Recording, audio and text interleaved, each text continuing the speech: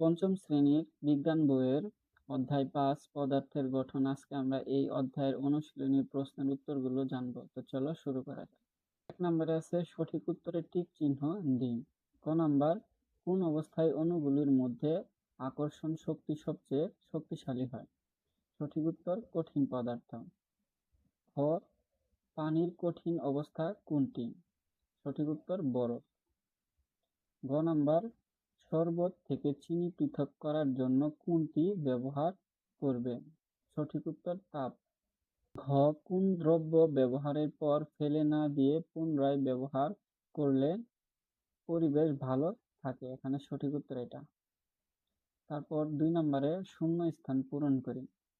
ক নম্বরে আছে হাইড্রোজেনের একটি অণুতে ২টি পরমাণু থাকে। এখানে সঠিক উত্তর ২টি হবে। খ, পদার্থের বায়বীয়, এখানে বায়বীয় হবে অবস্থায় অণুসমূহ সবচেয়ে দূরে দূরে থাকে। গ নাম্বার, পানি খাওয়ার জন্য নিরাপদ করতে এখানে খালি ঘরে হবে বিশুদ্ধকরণ ট্যাবলেট ব্যবহার করি। ঘ নাম্বার, পানির একটি অণুতে ২টি হাইড্রোজেন পরমাণু আছে। তারপরে ৩ নম্বরে সংক্ষিপ্ত প্রশ্ন এবং ৪ নম্বরে বর্ণনামূলক প্রশ্ন। তো চলো আমরা এই প্রশ্নগুলো এক এক করে পড়ি এবং এর উত্তর জেনে আসি। সংক্ষিপ্ত প্রশ্নের প্রথম প্রশ্নে আছে ক, পানির অবস্থান কয়টি, তাদের নাম কি কি? উত্তর, পানির ৩টি ভৌত অবস্থান রয়েছে, যথা ১ বরফ বা কঠিন, ২ তরল, ৩ জলীয় বাষ্প বা বায়বীয় অথবা গ্যাসীয়। খ নাম্বার আছে পরমাণু ও অণুর মধ্যে ২টি পার্থক্য লেখ। উত্তর, নিচে পরমাণু ও অণুর মধ্যে ২টি পার্থক্য দেয়া হলো। বাম পাশে আমরা লিখেছি পরমাণু, ডান পাশে অণু। পরমাণুর ১ নম্বরে আছে যে কোনো পদার্থের গাঠনিক একক হলো পরমাণু, যা মৌলিক পদার্থের ক্ষুদ্রতম কণা। আর অণুতে ১ নম্বরে আছে অণু হলো পদার্থের ক্ষুদ্রতম অংশ, যা সেই পদার্থের বৈশিষ্ট্য ধারণ করে। পরমাণু ২ নম্বরে আছে পরমাণুকে ভাঙা যায় না। আর অণুতে ২ নম্বরে আছে অণুকে ভাঙলে পরমাণু পাওয়া যায়। তারপর গ নাম্বার প্রশ্নে আছে পদার্থের তরল অবস্থার ২টি বৈশিষ্ট্য লেখ। উত্তর, পদার্থের তরল অবস্থার ২টি বৈশিষ্ট্য নিচে দেওয়া হলো। ১, তরল পদার্থের অণুগুলো একে অপরের কাছাকাছি থাকে এবং তাদের মধ্যে আন্তঃআণবিক বল কম থাকে। ২, তরল পদার্থের অণুগুলো কোনো নির্দিষ্ট বিন্যাসে যুক্ত থাকে না। তারপর তোমাদের ৪ নম্বরে বর্ণনামূলক প্রশ্ন। বর্ণনামূলক প্রশ্নের প্রথম প্রশ্নে আছে অণুর ধারণায় পদার্থের ৩ অবস্থার ব্যাখ্যা করো। উত্তর, অণুর ধারণায় পদার্থের ৩ ধরনের ভৌত অবস্থান রয়েছে, যথা কঠিন, তরল ও বায়বীয় বা গ্যাসীয়। প্রথমে আমরা কঠিনটা জানব। কঠিন পদার্থের অণুগুলো একে অপরের সাথে দৃঢ়ভাবে এবং সুনির্দিষ্ট বিন্যাসে যুক্ত থাকে। এদের মধ্যে পারস্পরিক বল, আন্তঃআণবিক বল খুব শক্তিশালী এবং নড়াচড়া করে না।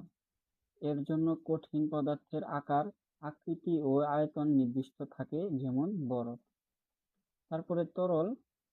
তরল পদার্থের অণুগুলো একে অপরের কাছাকাছি থাকে এবং তাদের মধ্যে আণবিক বল কম থাকে। তরল পদার্থের অণুগুলো কোনো নির্দিষ্ট বিন্যাসে যুক্ত থাকে না। অণুগুলো একে অপরের সাথে আলাদা কিন্তু কাছাকাছি থাকে। তারা একটু বেশি নাড়াচাড়া করতে পারে এবং স্বাধীনভাবে প্রবাহিত হতে বা গড়িয়ে যেতে পারে, যেমন পানি। তারপর বায়বীয়। বায়বীয় পদার্থের অণুগুলো একে অপরের সাথে যুক্ত থাকে না এবং এরা মুক্ত ও স্বাধীন। অণুগুলোর মধ্যে আন্তঃআণবিক বল খুব দুর্বল এবং এরা দ্রুত গতিতে চারদিকে ছোটাছুটি করে, ফলে বায়বীয় অবস্থার নির্দিষ্ট কোনো আকার বা আয়তন থাকে না। এরা আধার পাত্রে সবটুকু আয়তন জুড়ে থাকে।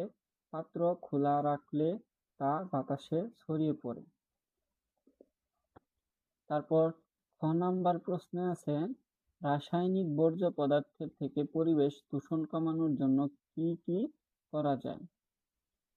উত্তর, রাসায়নিক বর্জ্য পদার্থ থেকে পরিবেশ দূষণ কমানোর জন্য নিচের পদক্ষেপগুলো গ্রহণ করা যায়। ১. রান্নাঘরে শাকসবজি, মাছ, মাংসের কাটা আবর্জনাগুলোকে সঠিকভাবে মাটির নিচে পুঁতে রাখা। ২. ব্যবহারযোগ্য প্লাস্টিক বোতল বা ক্যান না ফেলে পুনরায় ব্যবহার করা। ৩. পানি ও বিদ্যুৎ ব্যবহারে মিতব্যয়ী হওয়া অর্থাৎ অপ্রয়োজনীয় অতিরিক্ত ব্যবহার না করে অপচয় রোধ করা। ৪. প্লাস্টিকের ব্যবহার কমানো এবং প্লাস্টিকের পরিবর্তে কাগজের ব্যাগ ব্যবহার করা। ৫. পুনরায় ব্যবহারে সম্ভব নয় এমন আবর্জনাগুলোকে যথার্থ না ফেলে সংগ্রহ ও রিসাইকেল করে নতুন কোনো জিনিস তৈরি কাঁচামাল হিসেবে ব্যবহার করা। তারপরে তোমাদের গ নাম্বার রচনামূলক প্রশ্ন আছে, চিনি শরবতে ময়লা থাকলে সেই মিশ্রণ থেকে উপাদানগুলো কিভাবে আলাদা করা যায়? উত্তর, চিনি শরবত সমসত্ব মিশ্রণ। এই মিশ্রণের উপাদান হলো পানি ও চিনি। শরবতের মধ্যে পানি ও চিনির অবস্থান সর্বত্র একই থাকে। আবার কোনো কোনো ক্ষেত্রে চিনির শরবতের ময়লা মিশ্রিত থাকে। আমাদের প্রয়োজন আমরা মিশ্রণের উপাদান পৃথক করে থাকি। বিভিন্নভাবে আমরা কোনো মিশ্রণ থেকে তার উপাদানগুলোকে পৃথক করতে পারি। চিনি শরবত থেকে ময়লা ও চিনি আলাদা করার পদ্ধতিগুলো নিচে দেয়া হলো। প্রথমে আছে ময়লা আলাদা করা। চিনি শরবত থেকে ময়লা আলাদা করতে ছাঁকন ব্যবহার করতে হবে। ছাঁকন প্রক্রিয়ার মাধ্যমে চিনির শরবত থেকে ময়লা পৃথক করা যাবে। তারপর চিনি আলাদা করা। আবার তাপ দিয়ে বাষ্পীভবন প্রক্রিয়ায় চিনি শরবত থেকে চিনি আলাদা করা যায়। শরবতে তাপ প্রয়োগ করলে পানি বাষ্প হয়ে যায় এবং চিনি পাত্রের তলায় থেকে যায়।